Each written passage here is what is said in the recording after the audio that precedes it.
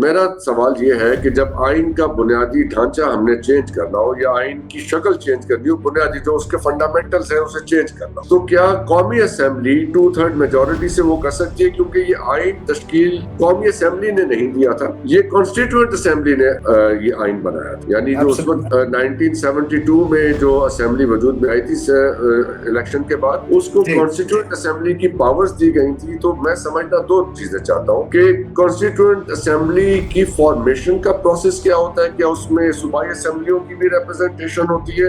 It is not just the कौमी assembly, खाली national assembly नहीं होती वो, तो कॉन्स्टिट्यूएंट असेंबली कैसे बनती है? और सवाल नंबर 2 है कि क्या कौमी असेंबली कॉन्स्टिट्यूएंट असेंबली का काम कर सकती है जैसे ये कर दिया 26वीं आर्मी करनी करती है? This is a very very interesting question. मैं आपको थोड़ा एक्सप्लेन कर देता हूँ. Watch Federal Post. Bold and independent.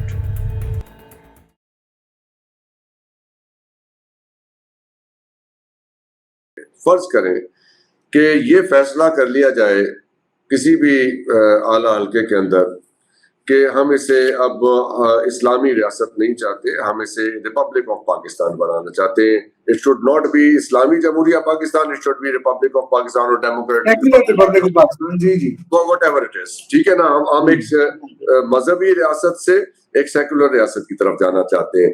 तो क्या कौमी असेंबली की 2/3 मेजोरिटी ये पास कर सकती है और ये हो जाएगा? अनफॉर्चुनेटली वो ये नहीं कर सकती, बिकॉज ये ऑब्जेक्टिव रेजोल्यूशन को वायलेट कर रहा है। ये आर्टिकल 2A को वायलेट कर रहा है और आर्टिकल 8 को वायलेट कर रहा है। Laws in derogation of fundamental rights will be void, उसमें कोई छेड़छाड़ नहीं हो सकती। डिस्ट्रिक्ट बार एसोसिएशन रावलपिंडी का जो केस है 2015 का, वो इसी पॉइंट के ऊपर है। उसमें फुल कोर्ट था, सुप्रीम कोर्ट का बैठा हुआ, जिन्होंने कहा था कि हम तरमीम का जुडिशियल रिव्यू भी कर सकते हैं, ख्वाह वो कोई भी तरमीम हो, irrespective of what is mentioned in article 239, irrespective of what is mentioned. बुनियादी मकसद इसी पॉइंट को रेज करना था कि इस कौमी असेंबली के पास इतनी एब्सोल्यूट मैंडेट नहीं है कि वो पाकिस्तान को एक सेकुलर रियासत करार दे दे। फॉर एग्जांपल किसी भी असेंबली के पास ये नहीं है मैंडेट, जब तक रेफरेंडम करा के या कम से कम 2/3 नहीं, पूरी की पूरी असेंबली अगर वोट करती है। कि याद करें, कंस्टिट्यूएंट असेंबली ने कॉन्स्टिट्यूशन पास की थी विद एन एब्सोल्यूट मेजोरिटी, नहीं सर, 100% वोटिंग से पास हुई थी वो। कंप्लीट कंसेंसस था एक एक मेंबर का, बारिंग शायद one odd exception from Balochistan. Qazi Faiza साहब की जो चाची हैं, शायद उन्होंने इसमें वो जो है एब्सटेन किया था। उसके अलावा बाकी सब ने, जेनिफर मुर्दा की बात कर रहा हूं मैं, उसके अलावा बाकी सब पूरे कंसेंसस से वो चीज पास हुई। एग्जैक्टली तो ये हमारे देखने वालों के लिए, thank you so much for this information. के अगर फर्ज करें, हम मफरूजों की बात कर रहे हैं, to elaborate a point here, हम अपने कोई ख्यालात का इजहार नहीं कर रहे हैं, हम सिर्फ एक पॉइंट को एलैबोरेट करने की कोशिश कर रहे हैं कि फर्ज करें कि पाकिस्तान का आइन तब्दील करना हो तो उसके लिए एक रेफरेंडम कराना पड़ेगा। बिल्कुल। या पाकिस्तान का नाम तब्दील करना हो फॉर एग्जांपल, या बिल्कुल रेफरेंडम कराना पड़ेगा। उस रेफरेंडम के बाद एक कॉन्स्टिट्यूएंट असेंबली वजूद में आएगी, फिर वो असेंबली पूरा आइन नया तैयार करके यूनानिमसली 100% वोट से वो आइन अप्रूव करेगी। एब्सोल्युटली सर, ऐसा ही होगा sir. Absolutely sir. It is not as simple. तो इससे ये प्रूव हो रहा है इस डिस्कशन से, मैं बहुत आपका शुक्रगुजार हूं कि आपने इसको इतना अच्छा मेरा साथ दिया इस पॉइंट को रेज कर एलैबोरेट करने में, कि ये जो बयानिया बनाया गया कि ये पार्लियामेंट सुप्रीम है, यानी दिस कौमी असेंबली, ये कौमी असेंबली सुप्रीम है, that is not true, absolutely not at all. देखिए, मैं आपको वैसे क्लियर कर देता हूं, मैं आपको दो चीजें समझा प्रूफ करने में इसमें been successful in raising this point effectively. जी, एब्सोल्युटली यू आर। देखिए, there are two reasons why I said what I said. Number 1, अगर आपने सुप्रीम कोर्ट की जुरिस्डिक्शन आउस्ट करनी है in terms of whatever 239 says कि वो किसी आईनी तरमीम को चेक नहीं कर सकती, उसके लिए मैंडेटरीली तो जरूरी होगा कि पूरी कौम आपके पीछे खड़ी हो, जो रेफरेंडम से साबित होगा। और एब्सोल्यूट मेजोरिटी यानी 100% आपने अगर वोट ले लिए हैं या 98% ले लिए हैं, तो वो फिर सुप्रीम कोर्ट भी कहेगी भाई हम क्या कर सकते हैं, पूरी कौम ही उस तरफ खड़ी है। नंबर जी। 1। Number 2, and this is also very important, जिन ममालिक में तहरीरी तौर पे आइन लिखा होता है वहां पार्लियामान सुप्रीम नहीं होती जी, वहां आइन सुप्रीम होता है। ये बर्तानिया की मिसाल दे रहे होते हैं, बर्तानिया में रिटन कॉन्स्टिट्यूशन एग्जिस्ट करता ही नहीं है।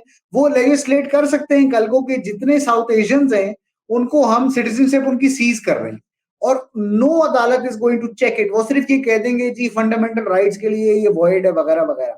आप अमेरिका में नहीं कर सकते ये काम। वो तो राज साहब एथिकल क्वेश्चन आ गया ना फंडामेंटल राइट का। जी, जी, जी। उनके पास मैंडेट है ये करने का, हमारी असेंबली के पास मैंडेट ही नहीं है ये करने का। यस, यस, तो ये जो इन्होंने ट्राइकोटोमी ऑफ पावर को डिस्टर्ब किया है और ये सुप्रीम कोर्ट को एग्जीक्यूटिव और पार्लियामेंट के अंडर ले आए हैं, ये इन्होंने अपने मैंडेट से बाहर जाके प्ले किया है। Is that correct? तजावुज किया है। एक देखिए, एक ऐसी पार्लियामेंट जिसकी अपनी लेजिटिमेसी क्वेश्चनेबल है, जिस तरीके से तरमीम की गई है, जिस तरह लोगों को अगवा किया गया है, उनके घर वालों को उठाया गया है, जिस तरह वोटिंग करवाई गई है, तो देखिए अगर ये किसी भी तौर किसी भी जमाने में ये चीज हिस्ट्री तो माफ नहीं करती, ये तो तय है, मगर कोई भी आजाद अदालत अगर इसके ऊपर एडजुडिकेट करेगी तो वो यही होल्ड करेगी जी कि जनाब you did not have the power and you did not follow the proper mechanism. Person specific आपने ये किया ताकि आप शाह साहब को आउस्ट कर सके। ये मैलिफाइड लेजिस्लेशन में जुमरे में लगता है। ये जो सवालात हमने रेज किए हैं, ये जब रिव्यू के लिए जाएगी ये आईनी तरमीम, जिस जो भी आपने बेंच बना लिया, मेरे लिए सब मोजेस ऑनरेबल जजेस ऑफ द सुप्रीम कोर्ट है, उसमें वो चले, वो एडमिनिस्ट्रेटिव डिस्प्यूट छोड़ दीजिए, जिस भी आईनी बेंच के पास चला जाए। आप समझते हैं कि ये जो सवाल मैंने आपके सामने रखे हैं ये लेजिटिमेट क्वेश्चंस हैं, वहां पे आर्ग्यू करने के लिए to determine the mandate of the national assembly के ये उन्होंने जो किया है। देखिए मतलब आपकी बात बिल्कुल बिल्कुल, these will be very valid grounds that are going to be raised जब भी वो कॉन्स्टिट्यूशनल बेंच उसको देखता है या जो भी उसको देखता है। ये सवाल भी उठेगा कि क्या जब डिस्ट्रिक्ट बार एसोसिएशन की जजमेंट फुल कोर्ट ने दी थी तो ये 7 मेंबर या 5 मेंबर या 3 मेंबर बेंच क्या ये इसको एडजुडिकेट कर भी सकता है, नहीं कर सकता, वो सारी चीजें हम एक जगह पे छोड़ देते हैं। जो मैंडेट है इस गवर्नमेंट का या इस पार्लियामेंट का, वो क्या ये है भी कि वो अमेंडमेंट इस तरह की ले आए बगैर डिस्कशन किए, बगैर कंसेंसस लिए, and the way in which it has been formed. Ji, absolutely. Political side छोड़ देते हैं, लेकिन as it is, जैसे जिस सूरत में भी ये असेंबली मौजूद है उसकी लेजिटिमेसी है कि नहीं, पॉलिटिकल लेजिटिमेसी कुछ सवाल अलग रखते हैं, लेकिन क्या एनी कौमी असेंबली जिसमें अवाम की वो पूरी हिमायत भी शामिल हो, उसके पास भी ये मैंडेट नहीं है कि वो आइन का फंडामेंटल चेंज कर दे, जैसे पाकिस्तान का नाम बदल दे फॉर एग्जाम्पल। बिल्कुल, पाकिस्तान का नाम बदल के अब फॉर एग्जाम्पल ये तय कर दे कि पाकिस्तान की टेरिटरीज है ही नहीं, हम एक्सीड कर रहे हैं इंडिया को। अब ये फॉर एग्जाम्पल कि हम हिंदुस्तान में दोबारा मर्ज हो रहे हैं, क्या कोई असेंबली ये कर सकती है?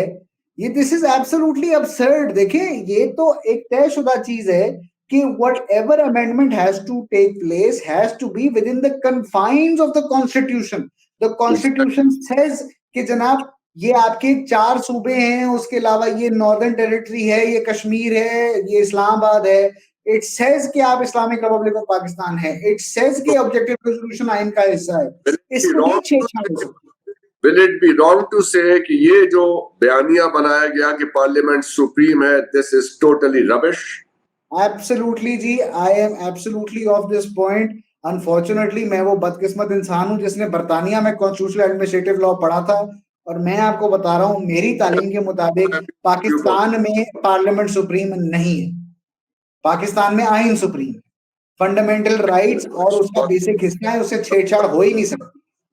बहुत बहुत शुक्रिया। मेरा ख्याल है कि आज की डिस्कशन को हम यही रखते हैं। वो जो हमने ट्रम्प साहब वाली वो जो political side of this whole story है, we can keep it for another day. देखते हैं वहाँ पे क्या डेवलपमेंट होती है, फिर उसको आगे लेके चलेंगे। बहुत बहुत शुक्रिया आपके। Thank you so much for having me sir. Thank you so much for आप लोगों को देखने का शुक्रिया। खुदा हाफिज। पाकिस्तान जिंदाबाद।